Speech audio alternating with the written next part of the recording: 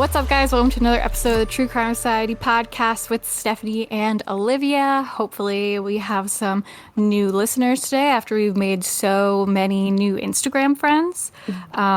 Probably like 26,000 to be exact over the last week. It's crazy. Yeah. And don't forget our Facebook friends too. I think we're at over 170,000 on the page. So I think maybe a week or two ago, or maybe 2 weeks, we spoke about hitting 100K. So 70th, we've almost doubled. It's crazy. It's just absolutely bananas at the moment. And that is all thanks to the Gabby Petito case, which is what I hope you're all here to hear about, because I did an Instagram poll on if we should do it or if it was overdone at this point. And 92% of people said yes, and some said no, but some of those people who said no messaged me and said that they didn't mean to say no, so it could be even more people who want to hear this episode. An accidental no. I always do that. When they put the poll in the wrong spot, I always hit the wrong entry. Yeah, like you're trying to hit next, and then you hit no or something. Yeah. Then you feel like a jerk. Yeah. But anyways, if there are some new listeners, I'm Stephanie. I am the American podcast host. And during the day on Instagram, it's usually me posting. And then Olivia, our resident Australian, she takes over for the night shift. Sometimes we overlap in like the evening, like the US Eastern Standard Time evening. But just so you know who you're talking to sometimes. Yeah. It's been chaos. Like legit chaos. I feel like we need a holiday or a vacation or something. Because I'm so tired. It's just been crazy. It has slowed down a little bit, which is, I think, good timing for us to do this episode, but it has definitely been crazy. Yeah. I think when they find Brian, hopefully soon, I think it's just going to explode again, so. Hopefully soon. And every day when I wake up and I look at all my messages, I think, gosh, surely it's going to be found. I always wait for a text from you because you usually text me, so I don't miss it if there's something big, and there hasn't been one yet, so hopefully soon. I do the same thing when I wake up in the morning, especially if I went to bed like a little earlier. I'm like, oh my God, I do have a text from Olivia. Did they find him? Because we'll always text each other with the bigger cases because, you know, one of us is sleeping while the other one of us is awake for like half the day. Yeah, you got to start your day with the big news. But yeah, so it's been crazy. I think I have carpal tunnel from the amount I've been posting. Right now we're at about 400 story slides about Gabby since last Monday, so a week and 2 days ago. We're not going to spend too much time on the intro. I don't think there's anything else we want to say, really, just because I think this episode is going to be a little long. So it's a bit of a special edition, so we'll just break our usual format and go for it. Yeah, we're going to do like an emergency episode. I guess this is an emergency episode in a way because I'm hoping to get it out pretty quickly after recording, even though I will definitely suffer. But, you know, for you guys, I'll do it. Try my best and not mess up. I've been practicing how to say Grand Teton, so I hope you guys are impressed because until this happened, you know, just another moment of me being an idiot. All my life I thought it was Grand Teton until I heard people saying it. So you've learned something. You know, I learned how to pronounce a new word every time. All right, well, should we just get right to it? Go for it. All right. So rehearse. Look, I already fucked up. Okay. So we first heard about this case probably around the same time a lot of you did, around September 12th, 13th was kind of when it started popping up on the internet. Information started coming out about a missing woman named Gabby Petito. We are going to cover her case. We're just going to try to stick to like the main factual storyline for the most part, because there's so much information out there and so many rumors and gossip and chat. We're just going to try to stick to mostly the main facts in mostly chronological order. Some things we're going to talk about like before they were released, just like to make the story make sense. But that's our plan. And in the end, we'll probably talk about a few of the more popular rumors or like gossip that blew up, things like that. Gabby, she was 22 years old and she left to go on a cross-country road trip with her fiance, Brian Laundrie, in July of this year.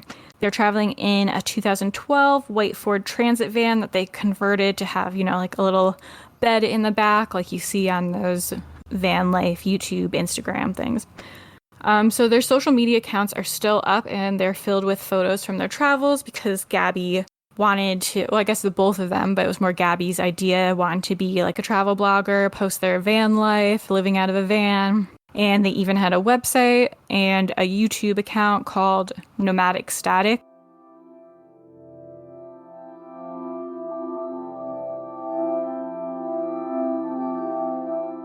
Gabby Petito never goes outside.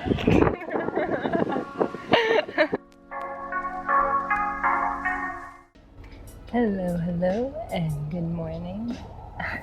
It is really nice and sunny today. It's only 10 o'clock in the morning, but it rained all afternoon yesterday. Oh my God! The tent is just coming in on me. The wind is so bad.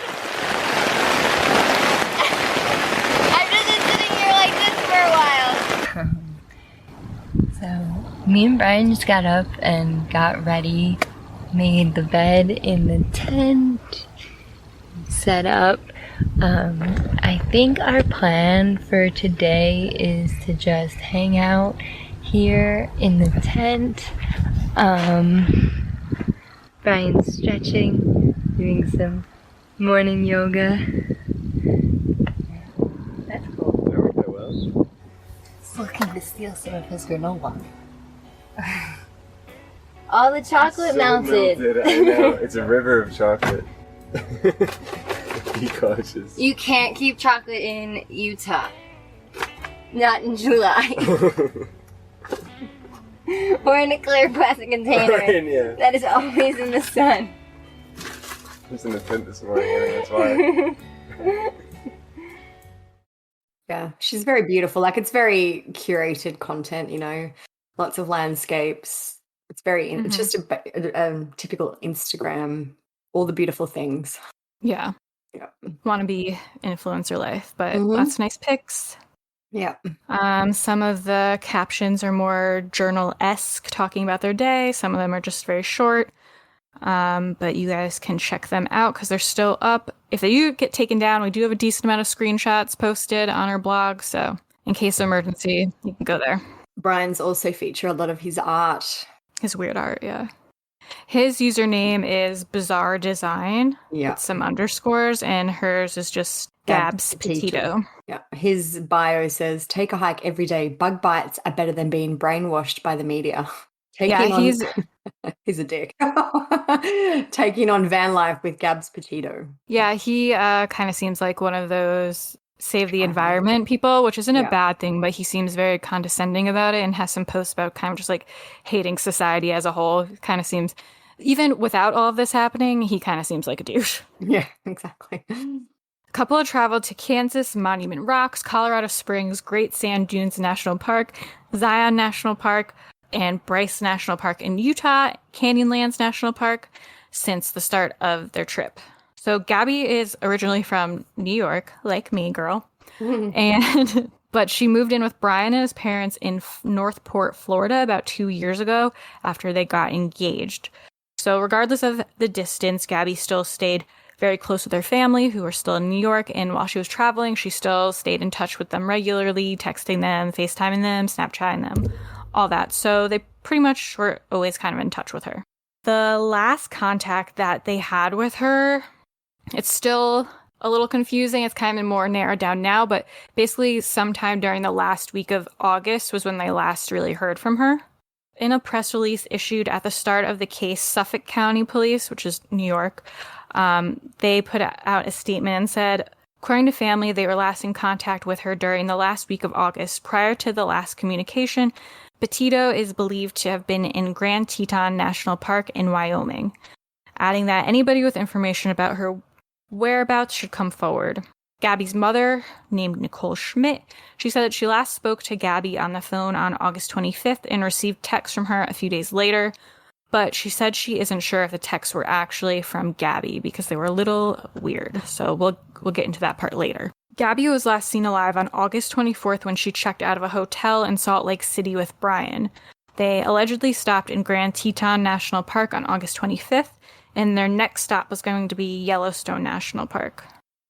Her family started to become worried around September 11th when they hadn't heard from her for a while. They said it wasn't too strange to be out of contact with her for a bit due to no Wi-Fi on the road or bad service.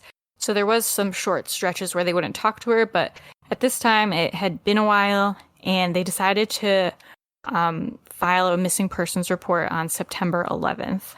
So when the police and Gabby's family started looking into her whereabouts a bit more, they discovered that Brian was actually back at his home in Florida, and he was back there with their white van, which was news to them because they were supposed to still be on their road trip. Red flag number 1.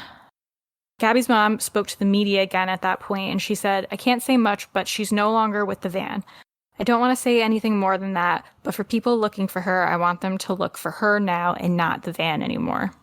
They released Gabby's physical info at the time so that people had something to look for.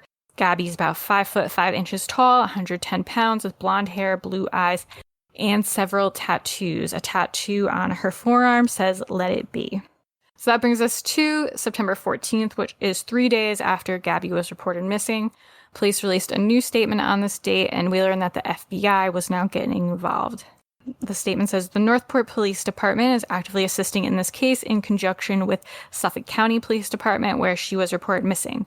We currently have no definitive information that a crime took place here in Northport. With that said, the circumstances are odd. The vehicle she was traveling in was located here in Northport, so we are actively gathering local details and any evidence to assist in finding needed answers. If you know anything about this case, please contact us at," and it gives the phone number. It says the FBI Tampa field office is also looking into this situation. Tips can be sent by calling 1-800-CALL-FBI. The FBI now joining the investigation into the disappearance of Gabby Petito, a case that's getting international attention. Whatever you can do to make sure my daughter comes home, I'm asking for that help. I'm asking for help everyone at home. I'm asking for help from the parents of Brian. Laundrie has been named a person of interest in Petito's disappearance. He has not been charged, and police say he and his family are not cooperating. Well, we share the frustration with the world right now. So, 2 people went on a trip, 1 person returned, and that person that returned isn't providing us any information. So police confirmed to the media that they took possession of the van from Brian, and they said, "We had the vehicle. We took it away very late Saturday night into Sunday," Northport Police spokesman Josh Taylor said. "We take it, we process it for evidence, fingerprints, any evidentiary value that we think is possible. We are continuing to try to piece things together. The situation is obviously very fluid." He also confirmed that Brian has not talked with investigators yet at that time. He said, "We have not talked with him. We would love to talk to him. He is under no obligation to talk to us, and he has not. And we don't even know yet if a crime happened." He also said police went to the home of Brian's parents, who did not want to make him available. What a surprise. I know. Starts the theme of the whole story, doesn't it? This just goes on. Yeah. Did not want to make him available is the theme. So we also found out that Brian and his family had also already hired an attorney. I don't know exactly when they started talking to an attorney, but it seems very early on, because by the time the news really broke around town and more people were getting interested in it, he already had a lawyer. So Stephen Bertolino, the attorney for the Laundrie family, he released a statement on September 14th, and he said, "This is understandably an extremely difficult time for both the Petito family and the Laundrie family. It's our understanding that a search has been organized for Miss Petito in or near Grand Teton National Park in Wyoming. On behalf of the Laundrie family, it is our hope that the search for Miss Petito is successful and that Miss Petito is reunited with her family. On the advice of counsel, the Laundrie family is remaining in the background at this juncture and will have no further comment." Joe Petito, who is Gabby's father, he sent a message to Gabby via the media. He said, "Gabby, we just want you to come home." He said, "Call us, let us know you're okay, come home, please." Then the Petito family, through their attorney, released a statement in response to Brian's family and attorney statement. There's a little bit of like statement back and forth that goes on here. Seems to be the main way they've all been communicating is through these back and forth statements. Yeah. So their statement says, oh, and just side note, Gabby's parents are divorced. So Joe is her dad, Nicole is her mom, and then she also has a stepdad. So her mom's new married name is Schmidt. So that's why when they say like the Schmidt and Petito family, but it's all her family. The Schmidt and Petito family are going through the worst moments of their lives. Their beautiful 22-year-old daughter is missing, and the one person that can help find Gabby refuses to help. Brian Laundrie was traveling with Gabby in Grand Teton, Yellowstone area. They were traveling together in Gabby's 2012 Ford Transit van. This is where we believe Gabby was last seen. Brian is refusing to tell Gabby's family where he last saw her. Brian is also refusing to explain why he left Gabby all alone and drove her van to Florida. These are critical questions that require immediate answers. The Schmidt and Petito family begged the Laundrie family to not, quote, remain in the background, but to help find who Brian referred to as the love of his life. How does Brian stay in the background when he is the person that knows where Gabby is located? The Schmidt and Petito family implore Brian to come forward and at least tell us if we are looking in the right area. On September 15th, media reports started emerging about an incident between Gabby and Brian 2 weeks before she was last seen. Someone called the Utah Police Department to report a dispute they were having.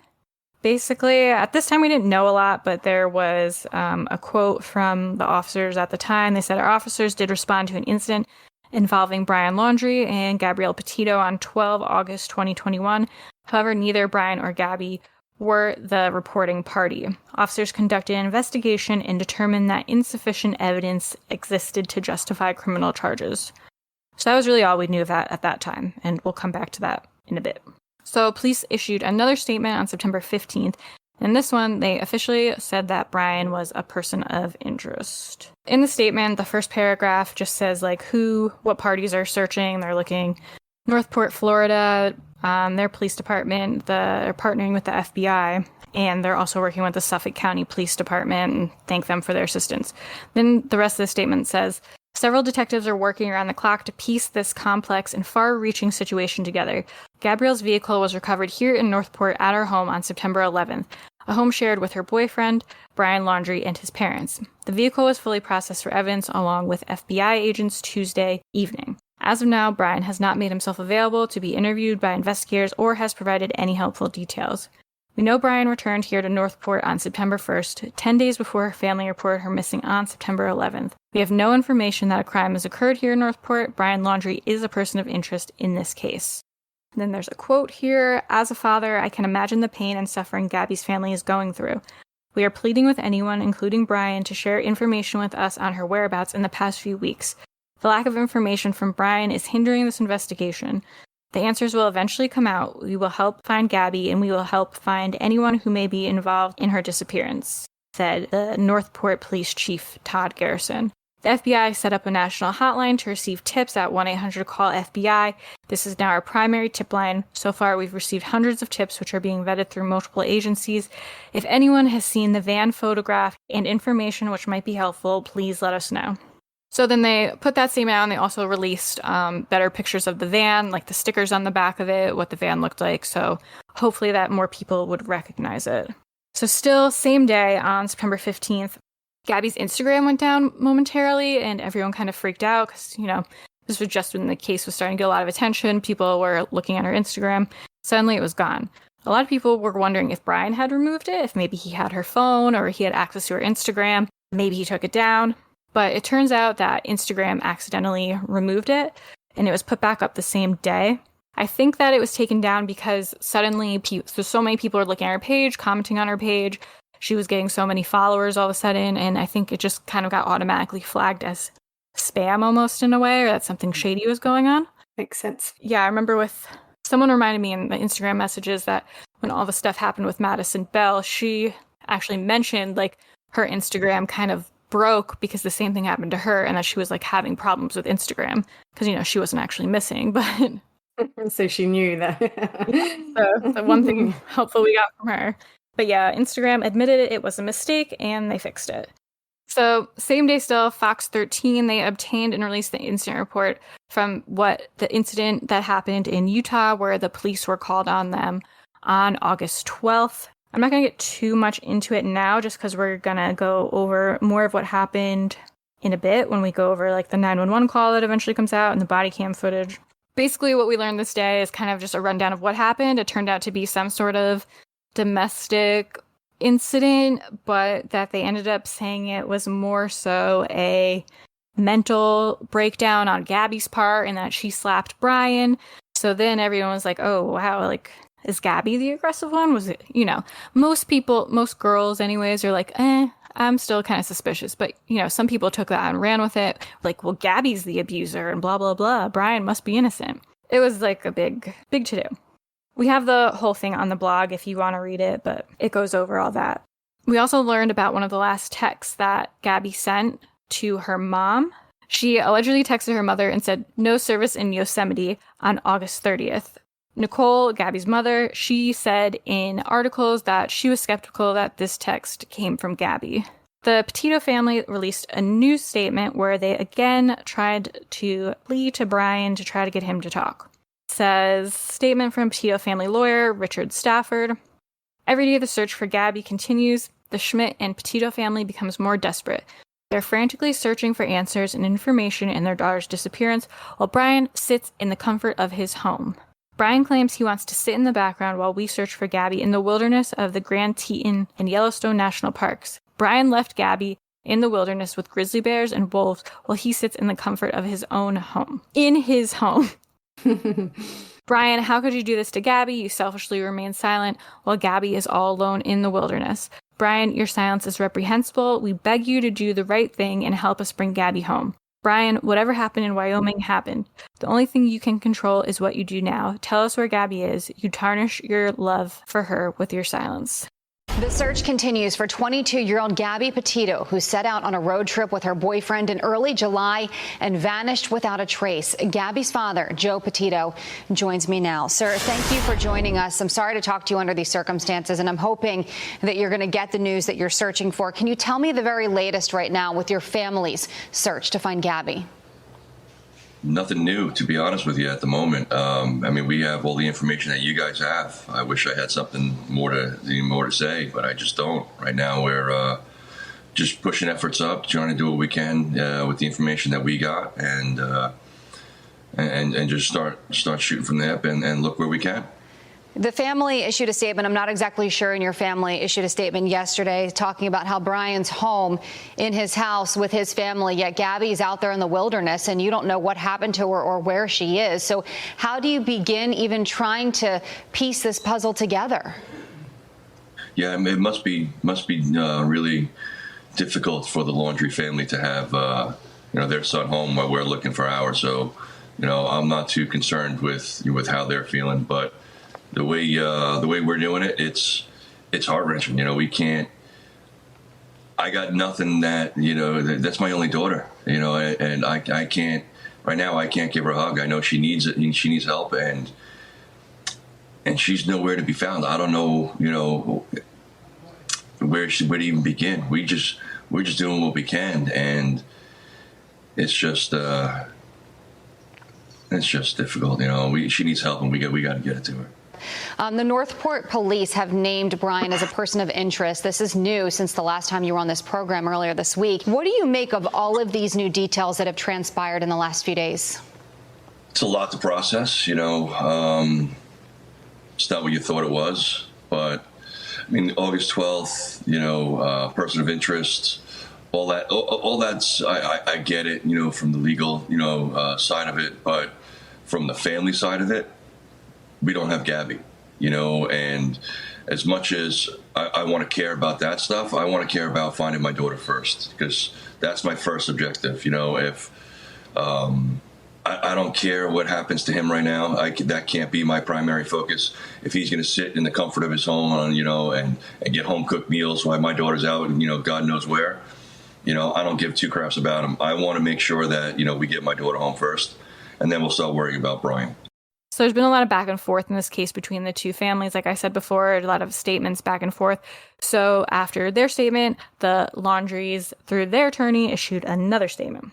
So they said, Many people are wondering why Mr. Laundrie would not make a statement or speak with law enforcement in the face of Miss Petito's absence. In my experience, intimate partners are often the first person law enforcement focuses their attention on in cases like this, and the warning that, quote, any statement made will be used against you is true, regardless of whether my client had anything to do with Miss Petito's disappearance.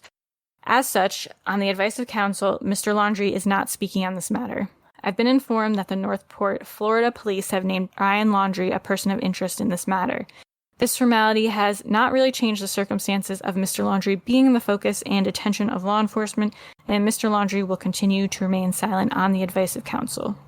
Okay, so September 16th now, and this is when the body cam footage of the August 12th incident in Utah came out. So we're going to break chronological order here a little, just so we can kind of get the whole picture of what happened that day out of the way instead of having to go back and forth. We're going to go over the 911 call, which came out only on like the 20th, like a couple of days ago from when we were recording, and like 4 days after we got the body cam footage. It's all kind of like related and helps paint the bigger picture, because then there's also, you'll see in the end that it wasn't handled as well as it could have been. Like, we'll just go through it. So we'll start with the 911 call. Grand County Sheriff's Office. Were you able to get a description of the intoxication? Hi, can you hear me, sir? Yeah, I can hear you. Hi, I'm calling. I'm right on the corner of Main Street by Moonflower, and we're driving by, and I'd like to report a domestic dispute. Florida with a white van, Florida license plate, white land, gentleman, Where's about it at? 5'6", beard. They just drove off. They're going down Main Street. They made a right onto Main Street from Moonflower. Or what were they doing? Cooperative, but what do you say? What were they doing? We drove by, and the gentleman was slapping the girl. He was slapping her? Yes, and then we stopped. They ran up and down the sidewalk. He proceeded to hit her, hopped in the car, and they drove off. And so in the call, you can clearly hear the caller saying, we drove by them and the gentleman was slapping the girl. And the dispatcher's like, he was slapping her? And the caller said, yes. And then we stopped. They ran up and down the sidewalk. He proceeded to hit her, and they hopped in the car and drove off. From the actual footage, I'm going to put in some clips, but there's a lot of parts that are kind of hard to hear, or there's parts where they're just repeating themselves and kind of rambling. So I'm not going to put in the whole thing, obviously. It's an hour long. The whole thing is on our blog. It's on YouTube. You can watch it. But I just want you guys to get like a picture of what's going on here and kind of how it seems like Brian manipulated the situation. Not all the police officers handled it so great, it seems now in hindsight. It's going to start off with the main officer with the body cam. He approaches the vehicle and asks them what's going on. Gabby, you see her in the passenger side, and she's clearly been crying, like her face is red, is puffy, and she's still kind of crying. She immediately says that they were fighting all morning and that she was distracting him while he was driving, because when they got pulled over, they swerved a little. So the officer can obviously tell she is distraught and takes her out of the car to speak with her privately, which I thought was a good move. So I'll put in the clip of that here. Sorry, officer. You want to place your vehicle into park and go ahead and turn it off for me? Yeah, No, park? Oh, it isn't park yet. Okay, turn off your engine. Go ahead and set your keys on the dash for me, all right? What's your guys' names? Gabby. I'm Brian. Gabby, Brian? Okay. What's going on? How come you're crying? I'm just sorry. We've just been fighting this morning. Some personal issues. It was a long day. We were camping yesterday, and camping got stuff, flies and stuff. I'm sorry I hit the bump there. I was distracting him from driving. I'm sorry. Can I get you to step out of the vehicle for me, man? Yeah. Just hang tight right there. Do you mind if I take your keys and just put them on your hood? You got it, buddy. I'm so Thank sorry. you. Oh, no, you're fine. Once he gets her out of the car, he pulls her to the side, and she starts talking about how she struggles with OCD and anxiety and how she started her blog, and Brian doesn't believe in her, and they've kind of been fighting about it. She is very clearly blaming herself, and she said she gets frustrated easily because of her anxiety, and it gets the best of her sometimes. She also mentions that Brian locked her out of the van and wouldn't let her back in the van until she calmed down. This all seems to have escalated very quickly, like for this to be under 5 minutes into kind of the whole encounter with the police, and she's basically spilling her whole life story. Yeah, she's very worked That's a lot. up. Yeah. Like, you could tell she's really upset. You want to tell me what's going on? Yeah, I don't know. It's just some days I have really bad OCD, and I was just cleaning and straightening up the back of the van before, and I was apologizing to him and saying, I'm sorry that I'm so mean, because sometimes I have OCD and sometimes I just get really frustrated. Not like mean towards him, I just like, I guess my vibe is like I hear me like in a bad mood. And I was just saying, I'm sorry if I'm in a bad mood. I've just been really stressed. I had so much work I was doing on my computer this morning. What do you do for a living? Well, I used to work at an organic juice bar, but I just quit my job. Okay. I was a nutritionist. That was my job. Cool. And I just quit my job to travel across the country. And I'm trying to start a blog. Just have a blog and stuff. So I've been building my website, so I've just been really stressed, and he doesn't really believe that I could do any of it, so that's kind of been like I don't know, he's like down there, I don't know, we've just been fighting all morning, and he wouldn't let me in the car before. And then Why wouldn't he let you in the car? Because of told your OCD? He told me I needed to calm down, yeah. But I'm perfectly calm, I'm calm all the time, and he really stresses me out, and this is a rough morning. Well, why don't we do this? Why don't I sit you down in the back seat of my car? You're not in any trouble, okay? I'm not going to be putting handcuffs on you. You obviously don't have any weapons. I'm going to get you into the air conditioning, let you take a breath, relax a little bit, and then I'll come back and talk to you in a few minutes, okay? Okay. All right. So then after that, the officer walks back over to the van where Brian is speaking with another officer. There's a few responding officers now. Immediately when the body cam officer walks back to the car, he like pops his head out the window and is like, "You already talked to Gabby?" Which might not have seemed weird at the time, but in hindsight, super weird. It was like he was nervous, kind of wanted to get a vibe for the situation. Yeah, it was weird. So he takes Brian out of the van, then asks him what's going on, and Brian then repeatedly mentions how Gabby often gets worked up because of her OCD. He said he tries to distance himself from her when that happens. But besides that, they were really having a nice morning. The officer, he's such a douche. The officer asked Brian about some marks on his arms and why he was driving erratically, and he blamed both on Gabby. He said that she grabbed the steering wheel and that she was like punching him in the arm with her phone and her rings. But, you know, while he's saying it, he's like, oh, it's not a big deal. It's nothing. Like, you know, like trying to act like he's not making it a big deal. Gabrielle, you talked to my fiance, right? What's that? You talked to Gabrielle, right? Yeah, I just spoke to her. Yeah. So, you want to do me a favor? Let's go ahead and get you to step out of the vehicle, alrighty? So, tell me what's going on. She just gets worked up sometimes, and I try and really distance myself from her. So, like, I lock the car and I walk away from her. What happened this morning is that she's trying to start up like her own little website blog and everything. So I give her time, and we really had a nice morning, if anything. But she just got worked up because we were trying to get going and get our day going because we want to go like barges before the sun goes down. Okay. You want to tell me about those scratches on your face? She had her cell phone in her hand. That's why I was pushing her away, because she wanted. I locked the keys so I could walk away. I said, let's just take a breather and let's not go anywhere. Let's just calm down for a minute because she's getting worked up. And then she had her phone and was trying to get the keys for her, so I got in the way. I was just trying to. I know I shouldn't push, but I was just trying to push her away to go. Let's just take a minute, step back, and breathe. And you see, she got me with her phone. Can I see your hand? Oh, you got a mark right here. Oh, that's from a wire. That's from a wire? Yeah. You want to tell me about hitting that curb? Hitting the curb was her grabbing the wheel. She grabbed the wheel? Yeah. She said, I can't believe we're getting pulled over, and then she grabbed the wheel. So then Brian is sitting on like the curb. I'm not going to include this part just because for the sake of it, but it's just an example of how he's kind of like putting on a show. Brian asks if he could sit in the shade because he's bald, he doesn't want to get sunburned, and he promises the officer that he'll still sit crisscross applesauce. And one of the other officers, because at first they were like, And then Brian's like, oh, never mind, it's fine. I'll just stay here. And then one of the other officers like, oh, I'll block you from the sun, and like stands in front of him to keep him in his shadow. And they all laugh and like fist bump about it, basically. And it's like a really bro-y, like one of the boys moments. So you could tell like Brian is, again, putting on a show, just like being bros with the officers.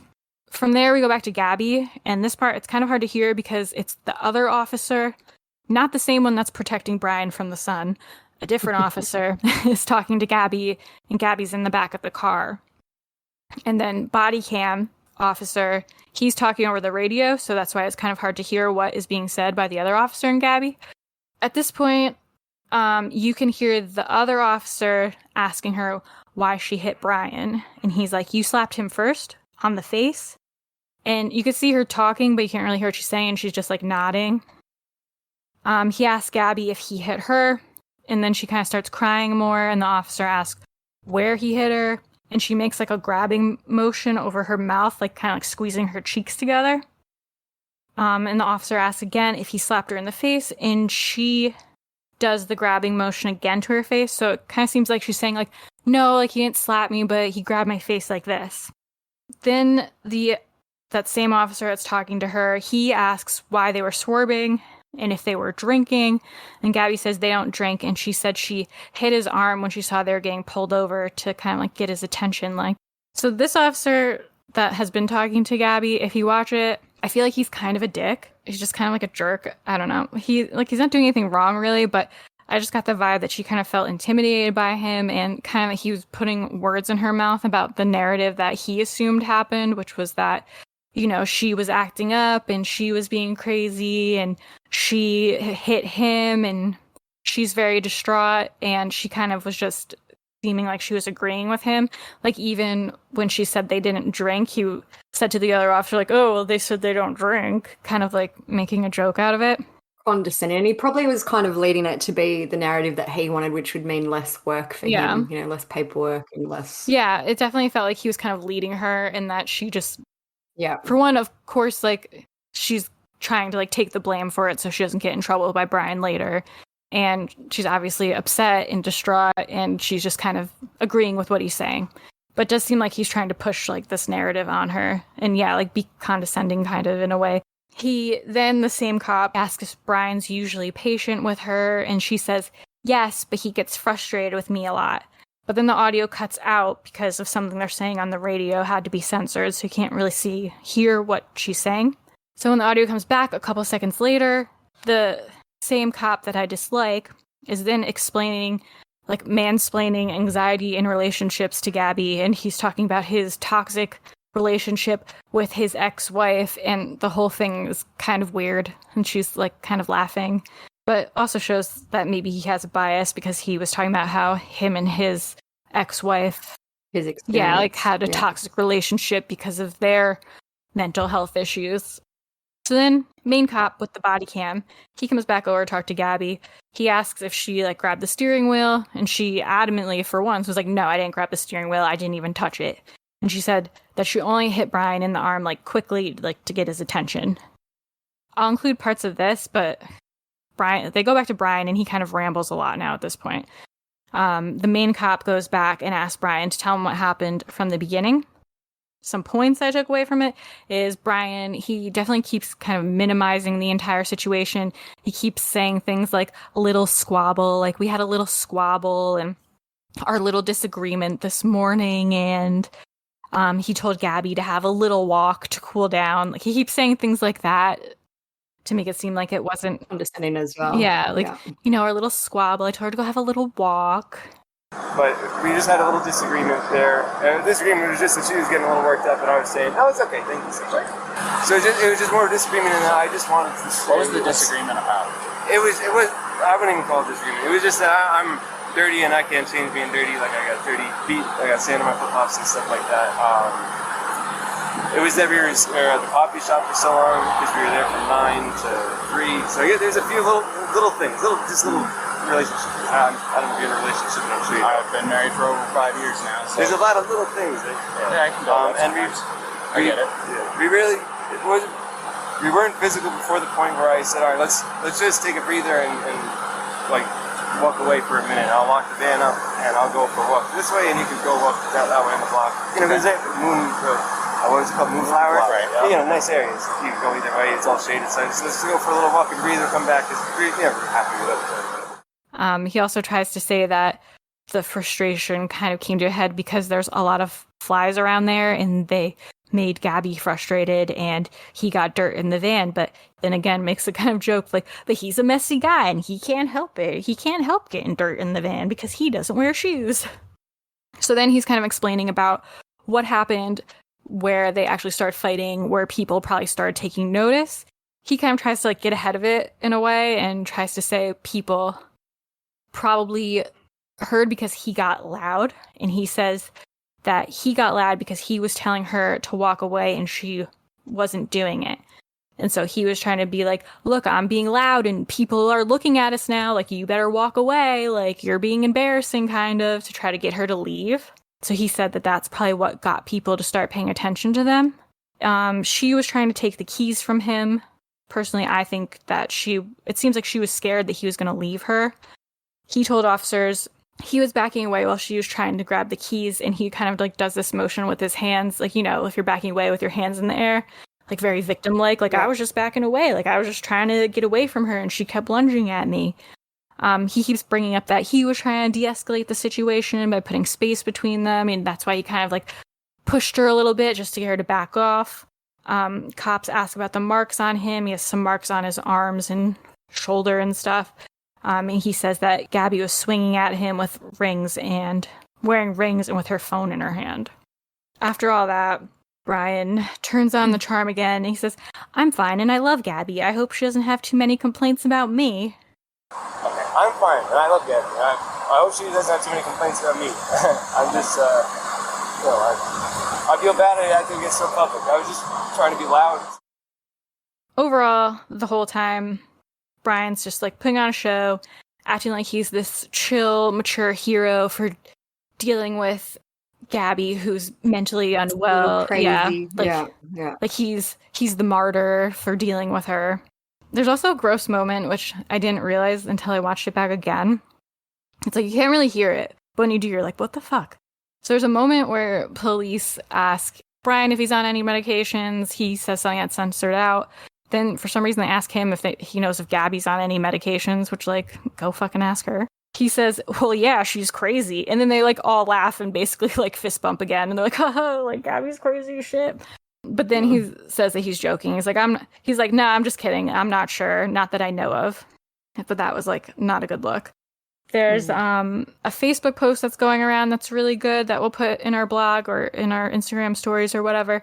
But I took out, it's about domestic violence kind of in police intervention and signs to look for. I took out some parts of that to read here because she also mentions that the she's crazy thing and is more well-spoken than I am. So her name is Julie Perkins Cantrell, and she said, if we listen carefully to Laundrie's conversation with the officers, he even laughs and says, she's crazy, then dismisses it as a joke. Of course, he's already put this claim in the officers' minds, and by the nonchalant way he says it, many might assume it's not the first time he said these words.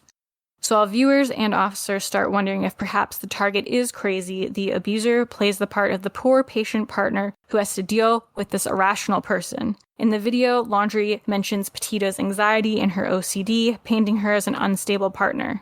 A typical abuser would be skilled at convincing people that he's innocent, while in fact he's been acting very differently behind closed doors, pushing his target to this point intentionally and feeding on her emotional break. Many abusers love to see evidence that they've hurt their target. They love to see their target in pain. For this reason, breaking the target is usually the goal from the start. In cases of abuse, it may take an abuser hours, weeks, months, or even years to break the target. But he won't stop until he gets that reaction. And then he'll point a finger and say, see, she's crazy. I'm just trying to keep her calm. And then he'll do it again and again and again. Like a very public form of gaslighting, just... Yeah, terrible. It's like exactly what he was doing, just putting on the nice guy charm, being very apologetic, very polite, like he's the hero somehow. And like, I just feel so bad for Gabby, like when she's talking about like her blog and how like he doesn't believe in her, because you know, like even just like having our podcast and like our Facebook group, I've been doing it for years. Like I know what it's like to like want to do something and like have people make you feel like you're wasting your time or that like what you're doing is stupid and feeling insecure about it because people are just kind of like mean to you about it. It just made me really sad for And her. even being in such close proximity all the time to him, like in that tiny little van, she's obviously trying her hardest to make all this work, and then he is just being a dick about it, essentially, to these officers now. Yeah. Another reason I felt bad for her is because this whole time she's the only girl there. Like she's surrounded by all these like men cops. They're all broing out with Brian, and she is clearly distraught. And I felt bad because there was like no women there really. In the end, I did see there was a park ranger who came over, which made me feel better. But this was after they kind of already like seemingly pushed this narrative on Gabby to take the fall and be considered the abuser somehow. I found an article with the female park ranger because she obviously feels very sad about it now. But this is part of the article where they interviewed her. Her name is Melissa Holes, and it says she arrived to find the couple pulled over by a Moab police officer inside the park. Knowing that in domestic violence situations, the female usually feels more comfortable talking with another female, she focused on Gabby. She said, I was probably more candid with her than I should have been. I was imploring her to reevaluate the relationship, asking her if she was happy in the relationship with him, and basically saying this was an opportunity for her to find another path to make a change in her life. She had a lot of anxiety about being away from him. I honestly thought if anything was going to change, it would be after they got home to Florida. I haven't looked at my body camera footage from that night. It's hard to think about now because I feel like I could have said more to her. It's hard not to second guess myself, and I wish I said more, or wish I found the right words to make her believe that she deserved more. It must be hard for all the officers, even though I was saying, you know, some of them were kind of seemed like jerks in a way. Like looking back on it, it must be hard for them to not blame themselves in some way.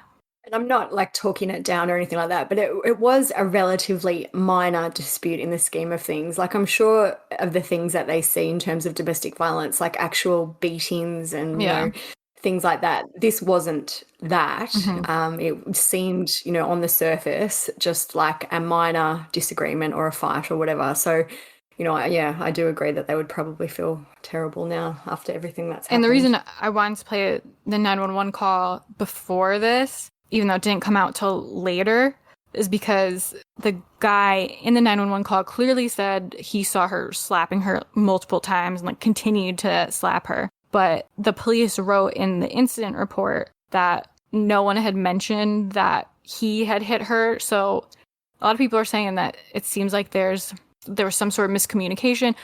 And for one, the dispatcher was, I should have said this after we played the call, the dispatcher sucked, kind of seemed uninterested, so I wouldn't be surprised if it wasn't communicated correctly to them. Like, it's kind of like the stars aligned to, like, not work in Gabby's favor. Yeah. This came out today. It's an incident report from one of the witnesses who, I don't know if it's the person who called 911, because there was two witnesses. I don't know if they both called 911, but I just know that two people were involved.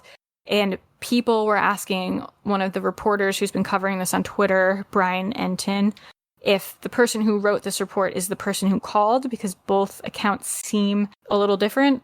But he said that there's basically no way to confirm it because the call and the incident report are from like two different departments and they're redacted and there's just like no easy way to tell. So this could be the 911 caller or it could be the other witness. I feel like it's the other witness. But so in the written incident report that this person filled out, it says, at approximately 4:30 p.m., I arrived at Moonflower. While standing on the south side of the street, I observed a man and woman appear to have some sort of dispute. They were talking aggressively at each other, and something seemed off.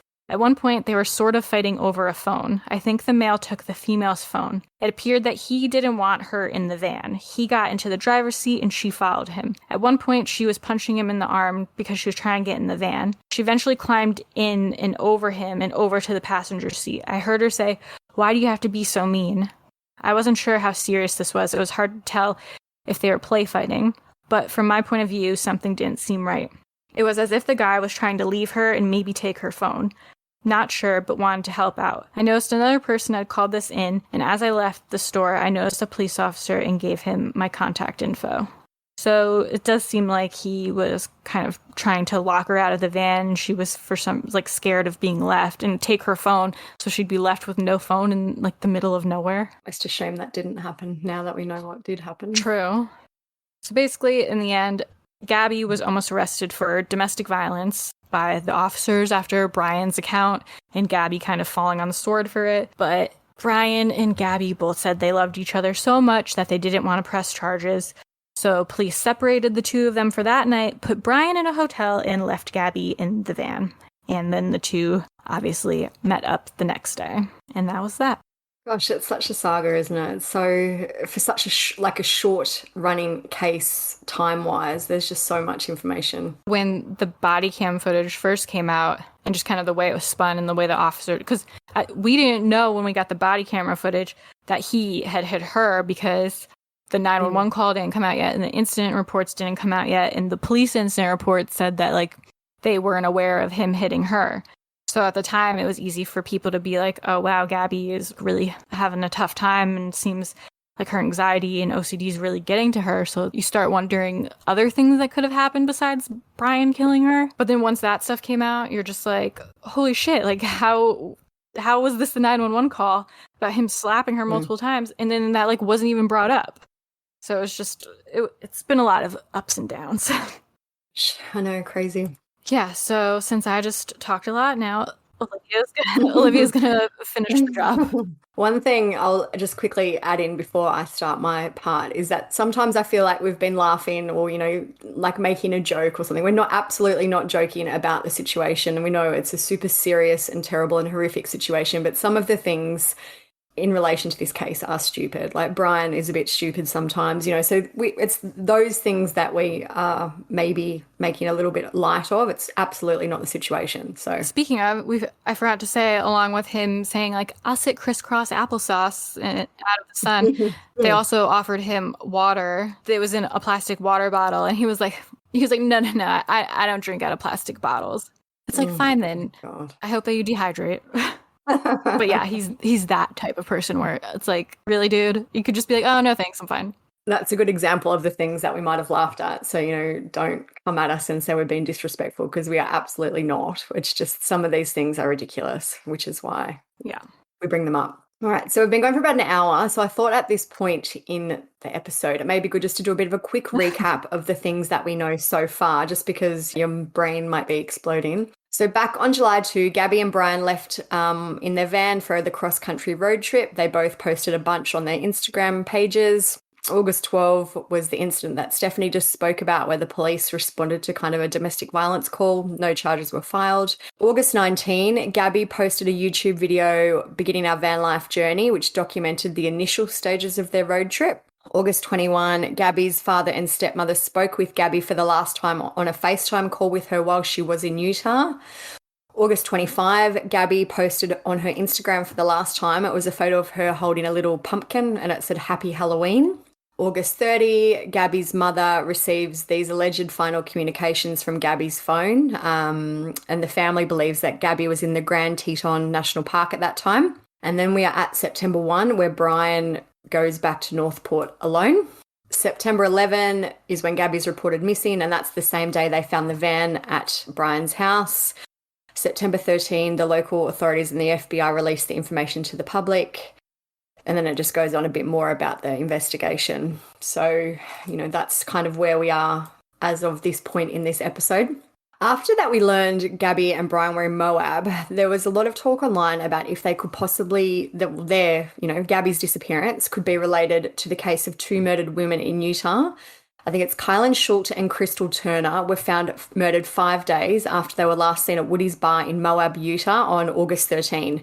They were camping in that area. Moab is obviously the same area that Gabby and Brian had the visit from police on the 12th. The two women were found murdered 1 day after Gabby and Brian's incident with police. And the fact that Gabby and Brian were also seen at Kylan's place of work, which was the Moonlight Co-op. Before Kylan and Crystal disappeared, they told a friend about a, quote, creepy guy who was bothering them, and they were considering moving their campsite away from him. Kylan also joked that if something happened to them, they were murdered. So the girls' bodies were found on August 18. They were found partially undressed with multiple gunshot wounds. So we'll jump ahead a little bit here because, there was a lot of talk and it did seem plausible. What are the odds of these, Gabby and Brian being in the same place as these two murdered women and for it not to be related? On September 17, police issued a statement and basically said that the two cases are not related. There was also, weirdly, another random statement that was released, and it was turned out to be a forgery. The forgery said that the cases may be related, and the police were retracting their initial statement, which wasn't true. It's just there's so many weird little side pieces like that to this case. So if you have seen that online, the retraction isn't true. The police have still said that the cases are not connected. This is just like a perfect example of cases where people are just like doing the fucking most. Like there's so many trolls.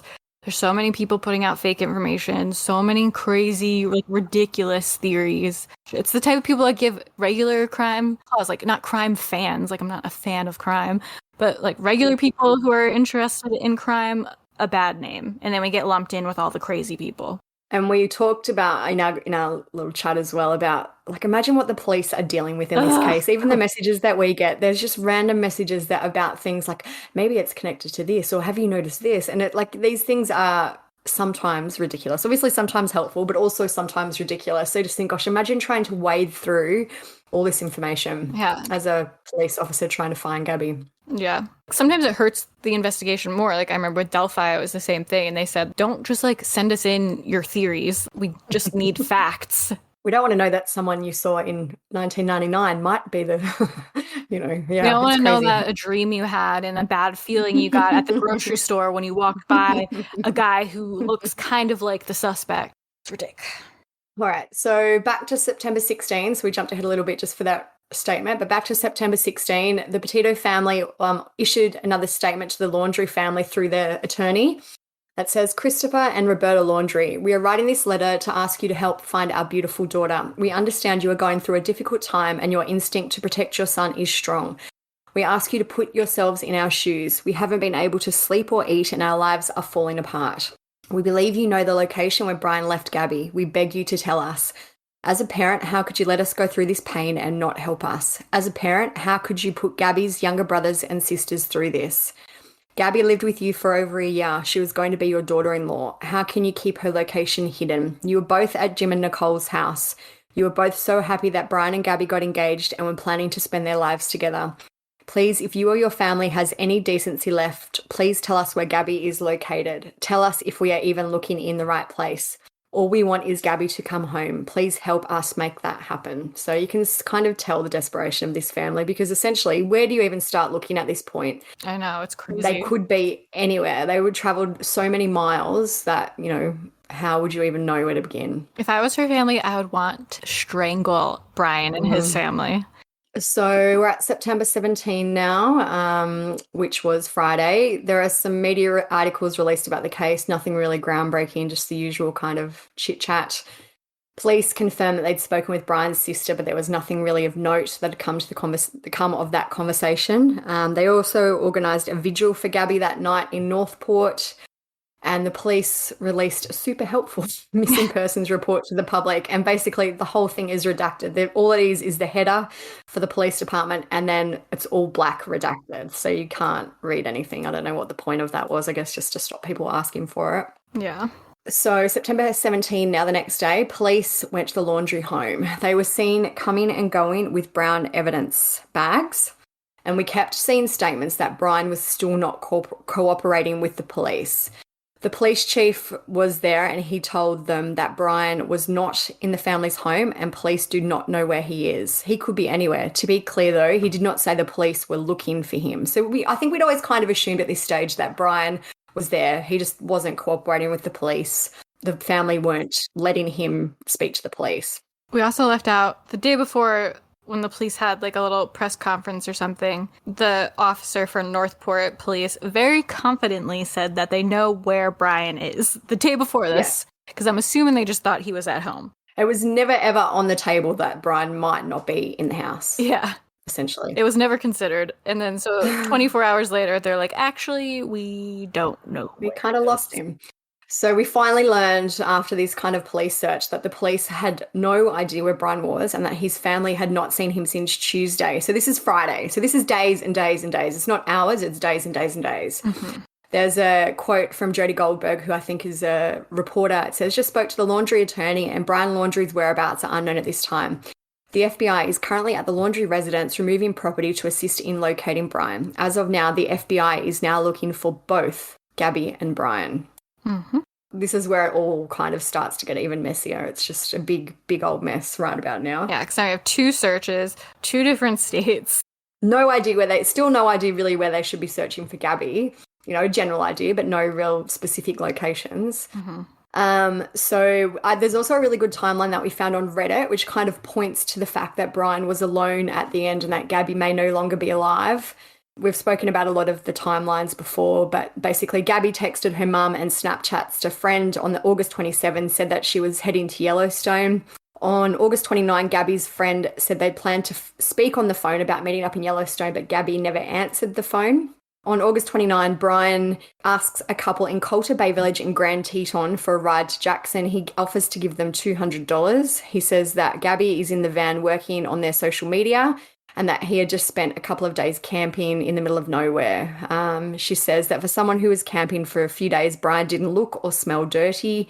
5 minutes into the drive, once Brian realizes they are heading south, he freaks out and quickly gets out of the car. And he tells them, okay, you know what? I'm just going to find someone else to hitchhike. So it's this whole kind of weird story. It says that basically he didn't have a full backpack, or he said all he had was a tarp to sleep on. That all came out. The girl went on TikTok and was talking about it. Yeah. So August 29, this is unverified, but there's also a witness who said that Brian was alone in the van, so now he's back in the van, pulled in at the gas station in Jackson. He was in a bad mood, cursing at himself while throwing garbage and then throwing garbage away and driving away. Gabby's apparently texted her mum on August 30 about the no service in Yosemite. August 31, this is also unverified, but it said someone's sister works at a gas station in Benton, Illinois, and said that the FBI were asking for video evidence from there. It's apparently the last place where Gabby's credit card was used, and it was also used at 2 different branches of the same gas station in the town. Brian arrives home on September 1 in Florida in the van without Gabby. This is a random kind of fact. There's a lot of talk in this case about Brian's Spotify playlists. He downloads and listens to one last song about a decomposing corpse, The Badger's Wake. So you know what's weird about the Spotify? I'm assuming maybe they shared it or something, especially on like a road trip. But you know how sometimes if you go to something on like an app or a website, it kind of like loads an older version of itself first before like updating? Yeah. When I clicked, because I wanted to see this when everyone was talking about it, about the Spotify playlist the other day. So when like I searched, I couldn't find the username, so I searched the playlist name because it was a weird name. It was like self-consumption or something. So I found the playlist and I clicked it. And when it was loading, it said the username was Gabs Petito, like her Instagram handle. Once it finished loading, it showed the display name, I'm guessing, which was the Nomadic Static. What's interesting, because clearly it really was Gabby's account that he's using.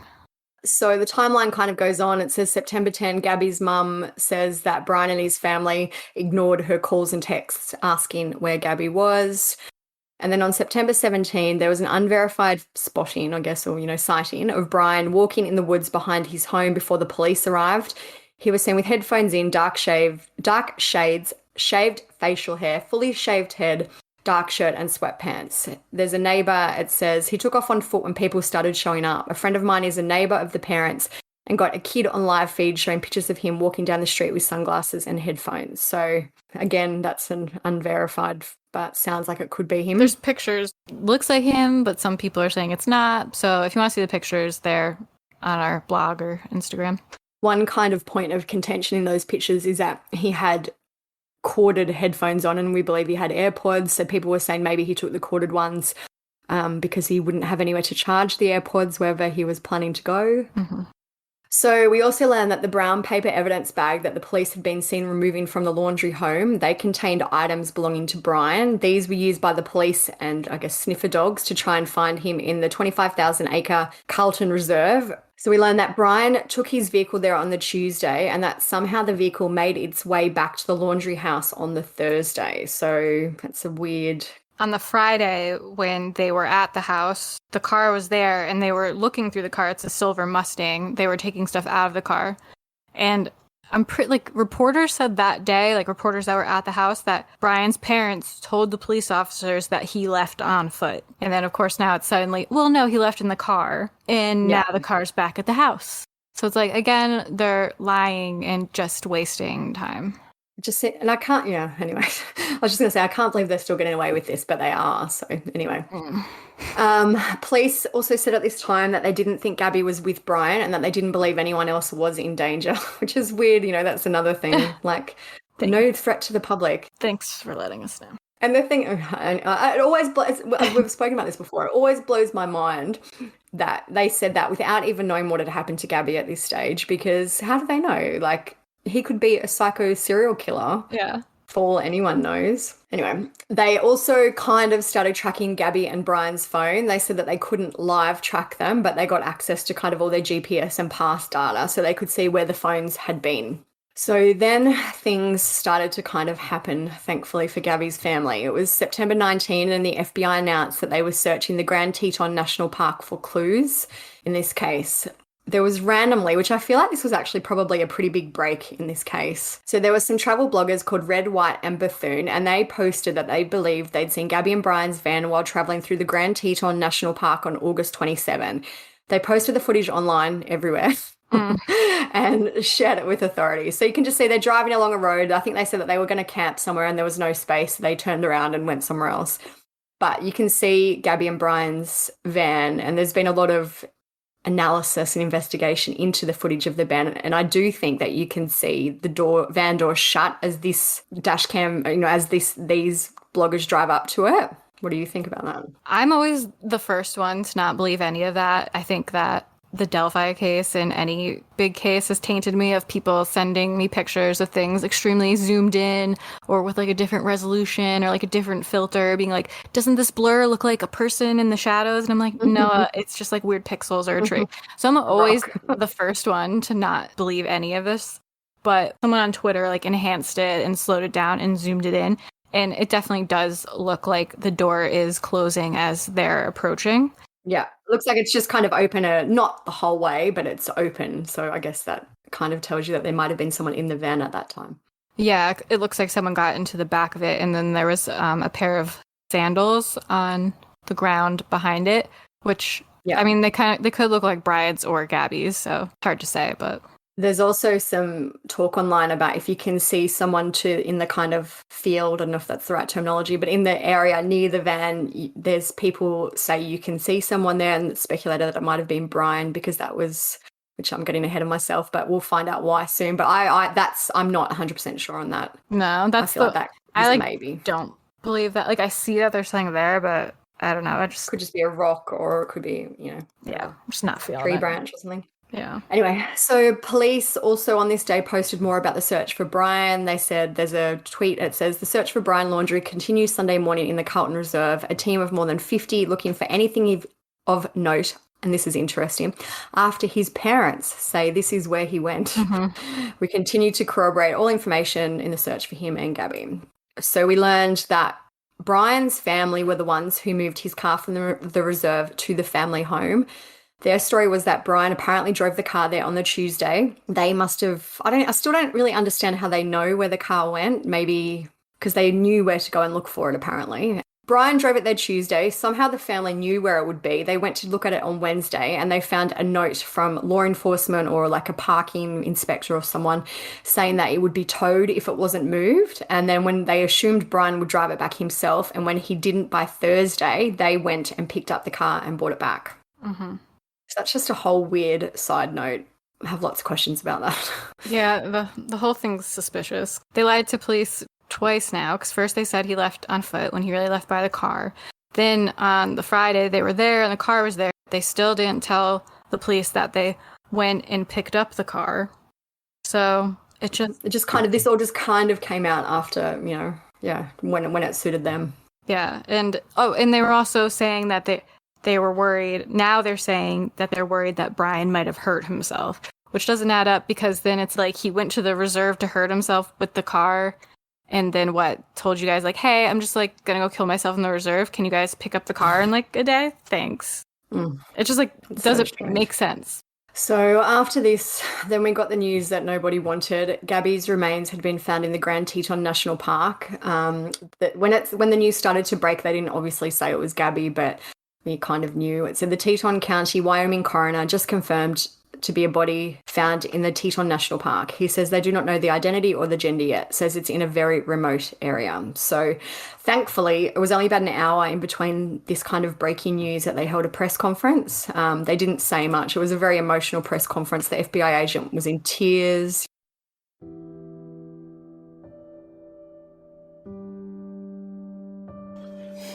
First and foremost, on behalf of the FBI personnel and our partners, I would like to extend sincere and heartfelt condolences to Gabby's family.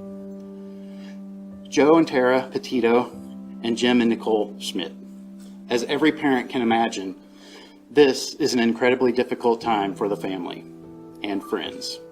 Our thoughts and prayers are with them. We ask that you all respect the privacy as they mourn the loss of their daughter.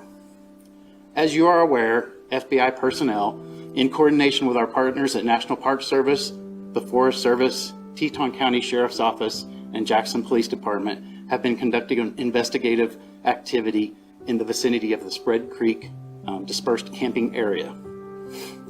Earlier today, human remains were discovered, consistent with the description of Gabby Petito. Full forensic identification has not been completed to confirm 100% that we found Gabby, but her family has been notified of this discovery. The cause of death has not been determined at this time. We appreciate your continued support and patience as we work through this process.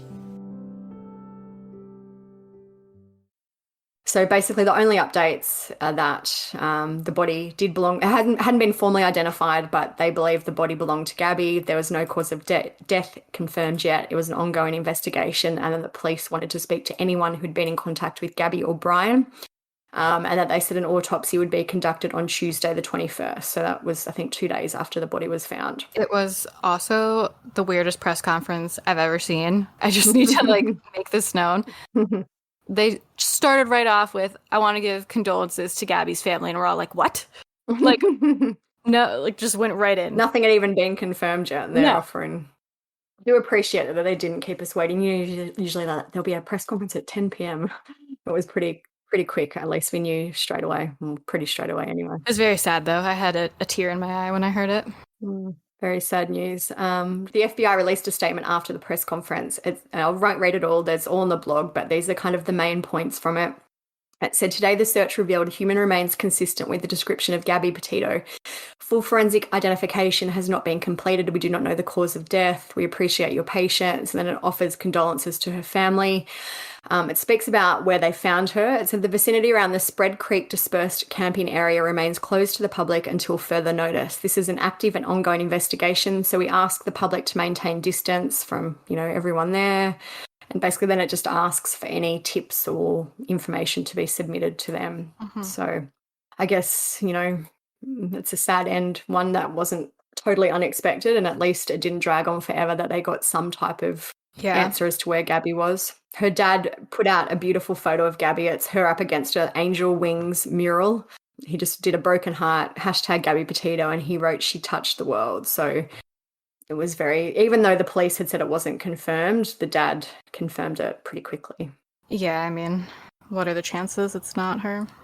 Yeah, I'm assuming there was, ways that she could be easily identified as well. So tattoos. Anyway, so we're now at Monday, September 20. Police announced that they wouldn't be searching the reserve for Brian again today, as they had exhausted all options. Or now, the FBI showed up at the Laundrie's house. They put up some crime scene tape and began bringing equipment inside. They kicked out his parents. We got excited. We thought, this is it. This is happening now. They're arresting them.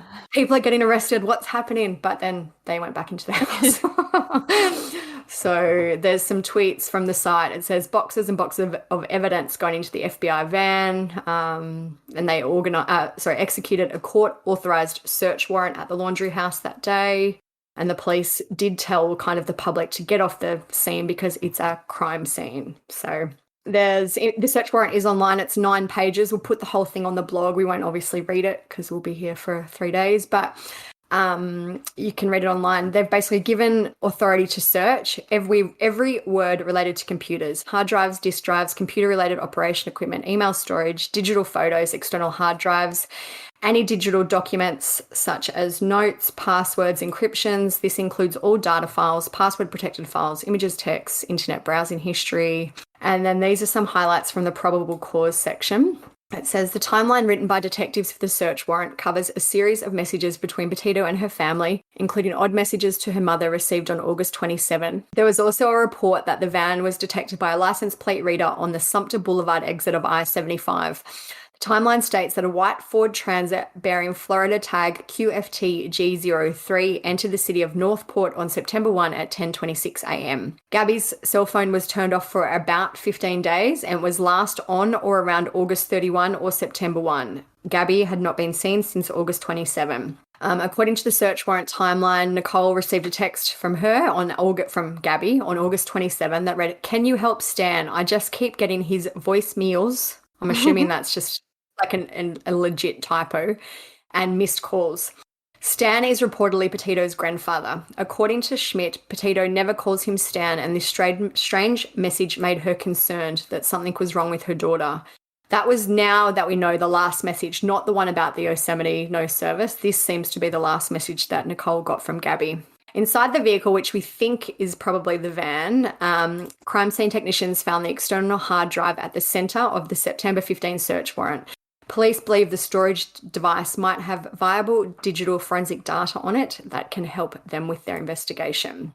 So the 911 call that we spoke about earlier about the August 12 kind of dispute was also finally released now. So this is what we mean by things kind of jumped around. But it just, there's a few articles about it. It said the caller claimed to have witnessed violence. When the operator asks point blank what he saw them doing, the guy doesn't hesitate. He says he saw the man slapping and hitting the female, then both of them running up and down the sidewalk and finally jumping into the van and driving off. On Tuesday, September 21, they did conduct an autopsy on Gabby's remains. We didn't learn too much else except that her cause of death was confirmed to be a homicide. So it wasn't an accident, wasn't a suicide. It was definitely a homicide, which, basically means it was caused by somebody else.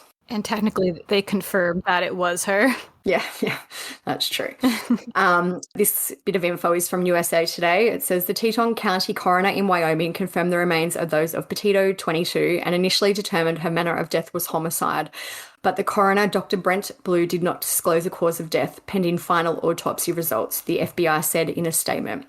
We extend sincere condolences to Gabby's family, friends, and all the people whose lives she touched. And basically it just says that they're still looking to find the person who is responsible for or complicit in Gabby's death.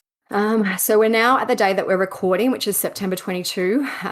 We were kind of in two minds if we should wait until this is until Brian's found or whatever, which he hasn't been found at the time of recording. If he is, we might do a little quick update, but he hasn't been at the time of recording. September 22, Wednesday, things have slowed down quite a lot. Brian's still missing. The police have still been searching for him, even though they said they'd exhausted their options in the Carlton Preserve. They're back. They're looking for him today with divers. Today, someone who saw Gabby and Brian on August 27 came forward. Her name is Nina Silly Angelo. She spoke to Fox News today. She said, "I have chills right now.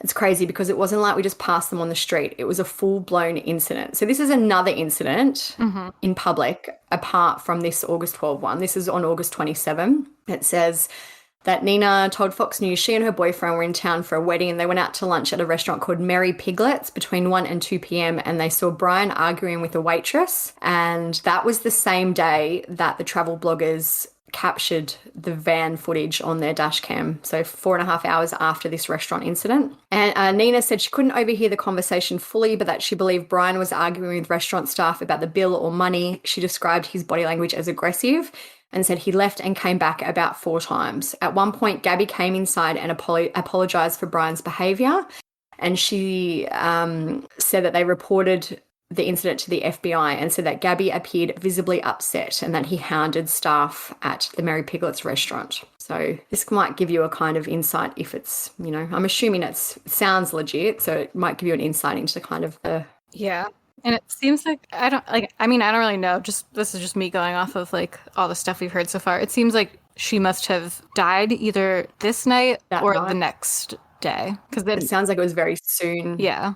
I would say that night. Yeah, I think he probably was so wound up that they might have had a massive argument after this. Mm-hmm. And then whatever happened, happened. Yeah, I agree. One other piece of info that's come out today, which I think could prove to be quite interesting if it's true. It seems to be true. There's these people on camera speaking to all the news outlets, but basically it's some neighbours of the Laundries. And they've said that the Laundrie family, so the mum and the dad and Brian, packed up a brand new camper for a trip right after Brian got back from his trip with Gabby. The neighbour is called William Guthrie. He said he was doing some yard work when the Laundries hooked up what appeared to be a new camper to the back of their pickup truck. I saw them doing some work, and when they prepared for their trip, I saw them loading the camper. He said they were gone for the weekend and after packing up the camper, and that's when police later came to their home and told them that there was a missing persons case. The neighbours told them that the Laundries had gone off for the weekend. He said he found it odd that the parents would go off on a camping trip with their 23-year-old son in such a small camper. So if Brian got back on the Wednesday, it sounds like maybe they left on the Friday to go on this camping trip. But then, I don't know how, I haven't, obviously this is kind of breaking news, so I haven't seen it confirmed how long they were actually gone for or what, anything else. Did they come back with the camper? Well, there are photos, helicopter footage I've seen of, it looks like one of those white, it's an attachable It's like a little camper, pop-up camper. Yeah. So I have seen images of it, so I'm assuming it's back at the Laundrie house. So I think basically what people are starting to infer is that maybe they loaded up with whatever Brian would need and set it up as kind of a camp wherever he is, basically took all the supplies that he would need for him to hide. Yeah. And then that would mean that the whole reserve story is a lie, wouldn't it? Because he wouldn't have even been home. Kind of like a red herring. Yeah. So not only would it have been a lie in the first place, they just added on more lies by being like, well, he took his car. Well, we went and picked up his car. Well, there was a note on the car. Crazy. I'm just checking out Instagram now because we have some really great people who have sent us things, but there's nothing really new I can see about that. So there was a tweet from Brian Enton, who's been covering the case, saying, update from police, search at the reserve done for today. Nothing found. All the teams will be back tomorrow for a similar operation. So that is literally up-to-date information in this case as of the time of recording. I figure they must have some really good reason to keep searching that reserve, not just the car. There must be something else that puts him there, because otherwise what are they doing? Yeah, I was just thinking, like, there has to be something else. Like, how long are they going to just keep going back there? When they're not finding anything. Like, I don't even think they've found a single thing related, besides the car, to Brian there. So no doubt before we release this, there'll be some updates. So if there are, we'll add them in. But as of now, Wednesday your time, Thursday my time, this is where we're at. We did try and keep the main bulk of this episode just to facts. There are so many kind of side rumors, side discussions. There's also so many details with this case because there's tons of reporters who are literally outside of Brian's house or literally at the reserve or we're at wherever. What? I was just thinking about, we forgot to mention the megaphone lady who said, God. Go and get him, daddy. Yeah, there's people literally camping outside of Brian's house, like protesters with signs, the reporters. It's like a frenzy there. And but it kind of reminds me a bit of Casey Anthony. You know, they always used to do that outside of her house. Yeah. When this was going on. And maybe Scott it's a Florida Peterson. thing. Yeah. With their like support signs, like Scott's Girls or whatever. So I think there's just so much to kind of wade through. So I feel like we've covered the main actual facts and things that have been generally confirmed. So I've noted down a few kind of rumors that maybe we can chat about. So one of the ones is that on Brian's Instagram account, he accidentally apparently went live for 1 or 2 seconds this week, and the footage was a boat. It's kind of on the edge of like only a very small tin boat. It looks like a rowboat. It's not like a big, or a smallish boat. And there's like something floating in the water, like whatever, and you can see someone's Crocs. Like, it looks like there's someone else on the boat. There's at least 2 people on the boat, someone filming and then the person sitting there with the Crocs. So that made people, speculate he's definitely going to Mexico in a boat, or he's going to Puerto Rico, or... There's the video, but there's no proof that it was like actually on his Instagram. No, it's going around and people have said it was on his Instagram. It's been taken down now, so I don't know how long it was meant to be up for. We've got the video of it on our blog. I don't know. I'm a bit sus on that one. Yeah, I just think that would be too crazy. And I don't know. There's no way to connect it to his Instagram or to him. It's sad that there's so many people, like trolls basically with this case, are just looking for attention, making fake accounts of Gabby saying I'm not dead, and recreating the stickers on their van to resell them. People are even making like t-shirts, like merchandise, like some Gabby merch. It's like so weird the things people will do. So I honestly wouldn't be surprised if this was just someone's like, let me take this weird, like ambiguous clip and be like, whoa, did you guys see that Brian went live? And many people would just believe it based off of that. And one of the other things that we mentioned quickly earlier is about the Spotify playlist changing. Things like he's changed the name of the Spotify playlist. There's, different things changing on that. That seems more legit to me, like someone is actually accessing it. Yeah, like I looked at it. I think the only people who have access to it would be Brian and Gabby. It is true. All of the playlists don't have names on them. It's not even just that one. And they did the other day when I looked at them. So in terms of the Spotify playlist, basically it was called Self-Consumption, and that someone has edited it to be, there's no title of it now. But it's not even just that one. Because I looked at it the other day, so I still had it like in my Spotify history. Like there's a bunch of different playlists on there, and some of them were clearly like Gabby's, like they were like breakup songs, stuff like that, like Taylor Swift type playlists. And now every single playlist on the account doesn't have a title except one called Santa Cruz. But there's like 10 different playlists, all without names now. Very strange. Yeah. Someone had to have done that. Yeah. I think that's probably the most plausible pointing to him being alive, is that. Because the others are kind of like, this could have happened because of this or whatever. Yeah. The other thing that people have been talking a lot about is Brian's Instagram account. So obviously thousands of people have followed Brian since this all went happening, and every day his follower count is going down a lot. So they're speculating that Brian is removing people from following him.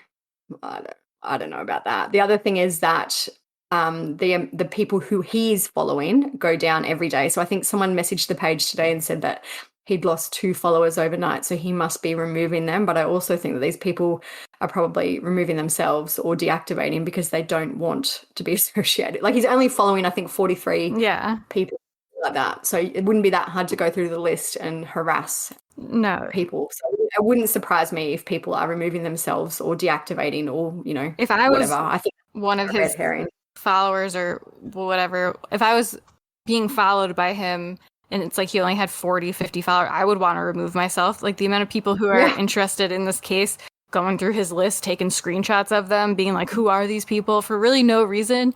Like I wouldn't want to be associated either. Yeah. And the other thing that we didn't mention a lot is that there have been a lot of alleged sightings of Brian. There was one on a deer cam the other day. It did look like Brian. It was some random guy 800 miles from where Brian was last seen, found on a deer cam carrying a backpack. I thought it might have been Brian. It seemed like it possibly could be, but police have since come out and said that it's not. When you see the picture, at first you're like, yeah, it does kind of look like him.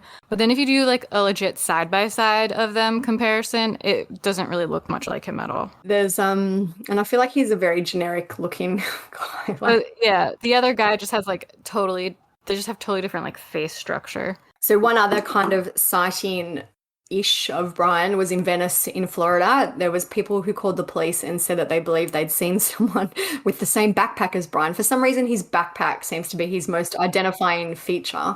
Anyway, so they said they thought they had seen Brian and that the police were surrounding a house and the person wouldn't come out. So we're like, wow, this might be it, maybe. But then we thought probably not because I posted about it. So it probably will not end up being him. And in the end, it wasn't. So it was just, I don't know if it was on this police scanner that, they actually mentioned Brian Laundrie, but it turned out not to be related at all to this case. So unfortunately. Yes. So it's made the news here in Australia. Like I'm just Googling now and there's on front page of our news sites and all that. it's made it everywhere, I think, which is why people are so into it. It's a real... Yeah, it's crazy. It's literally everywhere. If I go to the gas station to get snacks, it's on all the papers. It's on my local news because, I live in New York, so the local news likes to find any vague connection to make it like a local story. So they're like, New York native Gabrielle Petito. I've never ever had so many messages just from random people about it. Like even my brother was sending me a message about it. I'm like, oh, how do you even know about this? Yeah. So I think that is about it for now. Like obviously things are going to happen, hopefully soon, but that is up to date as we can be for this case. I'm going to try to edit this as fast as possible and try to get it out within 48 hours. I don't know if it's doable. But I'm really going to try because I want to get out before the weekend. I'm sure there will be small updates. I don't think we will re-record to add them in if it's just small stuff. But if Brian's found, we might. Yeah. If something major happens, like they find Brian, we'll probably record again to add it on. I know that there's tons of stuff that we left out, but we left it out on purpose. Not because it's not important to the story. Like I was saying before, there's so many reporters involved. There's so many little tiny details out there that don't really give anything to the story, like the whole Yelp thing and just every little detail from the search and how there was a Verizon truck there. About the bumper stickers and even about that girl who looked so much like Gabby. Yeah, all that we left out. So that's all in the blog. You can read about every single thing that's ever happened in the blog. It's just not really in the end relevant to the case. Yeah, or on our Instagram highlights. But yeah, we know all that stuff. You don't need to message us and be like, but what about this? What about this? We know. We just left it out for the sake of this not being 3 hours long. And because in the end, it kind of, those small things don't exactly matter. Just takes away from the story. Yeah. If you want to see all the details, go to our blog, our Instagram, our Facebook, anything. Literally, I've screenshot so many things, my hands hurt. So please go check them out. What do you think has happened to Brian as a final thought? I really don't know. People have been messaging and asking, what do you think? Do you think he's dead? Do you think he's alive? I don't really have a strong opinion either way. I won't be surprised if he's alive. I won't be surprised if he's dead. I lean a little bit more towards alive for now just because of the wild goose chase his parents are creating. Yeah, that's what I also think. I think he's alive for now because otherwise what his parents hiding? If they really don't know where he is... Why wouldn't they just tell the truth at this point? Yeah, why wouldn't they just, I feel like there's so many discrepancies in their story that they must have an idea of where he is and that he's alive because otherwise why wouldn't you want them to find him too? Yeah, I feel like if he was dead or assumed dead and they kind of knew that, like you said, if they don't know, why wouldn't they want to find him? If they knew he was dead, and they don't, why wouldn't they stop protecting him to help Gabby's family and say what they know? It's not like he's going to be punished for it at this point. They don't seem that obviously we don't know what goes on behind closed doors, but they don't seem that desperate to find him. If they really didn't know where he was, you would think they would issue a plea. And if they had no idea what he'd done, for example, you think maybe they would issue a plea and say, Brian, we can sort out whatever's happened, come home. But it feels like their silence is a bit of a indicator as to what they possibly know. Yeah, they seem kind of like a weird family. Yeah. Yeah, I think he's alive for now. I also wouldn't be surprised, though, if he does end up dead. I don't know. I've tried to see if he has any guns. I don't think he does, or I haven't seen that he does. But, I was thinking maybe this might end up in some kind of, negotiation with police. I don't see him having a gun if he's not even going to drink out of a fucking water bottle. I also agree. So I think he's probably alive for now. Maybe he will take his own life if this keeps going on. I don't know. But, yeah, I wouldn't be surprised either. But it's I feel like he's not in the reserve. But then I also am they must know something if they're still searching this friggin' reserve. And especially for them to stop and say they've exhausted all their options. Yeah. With so the I figure FBI. there must be something that points to him being there. Yeah. I don't know. We shall see, I guess. But we were just saying, I hope this doesn't turn into another Eduardo situation. I think we spoke a while ago about one of our members being murdered by her boyfriend. Tiffany Booth was murdered by her boyfriend, Eduardo, and he has been on the run for, I think, almost a year now. So yep. I hope this isn't a case like that. Or even Alexis Sharkey. They haven't said that it was her husband or anything. She's almost a year too now, yeah. But we are assuming it is, but even so, it's just been silence ever since. Yeah. So it does happen. Hopefully not in this case, though. Yeah. Like we said, if there's any major update, we will try to add it. I will try to get this episode out very fast. But like we said, if you are new here, welcome. Hope you stay, listen to more. Leave us a review.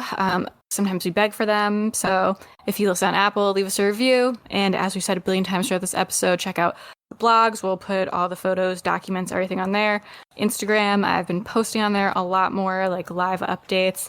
And Facebook page, Facebook group, and we have a forum at truecrimesociety.com. So lots of options. Oh, and also our Twitter. We are starting to use that again. Check out all that, and we will talk to you guys online. See ya.